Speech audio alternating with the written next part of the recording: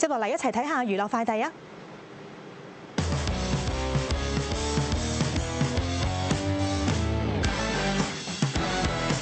韓國男神金秀賢舊年初被爆曾經同已故女星金賽綸未成年嗰陣拍拖，令到金秀賢嘅形象受損，並一直停工至今。但事件近日出現大逆轉，韓國警方確認金賽綸嘅錄音證據造假，警方更加公開金秀賢目前情況，話案件已經令佢喺社會同經濟上嘅活動全面盡毀，甚至影響職業生涯，直到目前仍接受精神科治療。已故女星金賽綸家屬舊年控訴金秀賢逼金賽綸還債、未成年拍拖等等，更揾嚟咗網上頻道爆料，公開金賽綸同金秀賢嘅錄音證據。金秀賢曾經召開記者會，聲淚俱下咁為事件道歉，但否認指控，話錄音係由 AI 生成，又起訴嗰個網上頻道誹謗。而網上頻道負責人金世義涉嫌散播虛假謠言，遭到檢方提請拘捕令，預計將喺26號朝頭早喺首爾中央地方法院開庭審訊。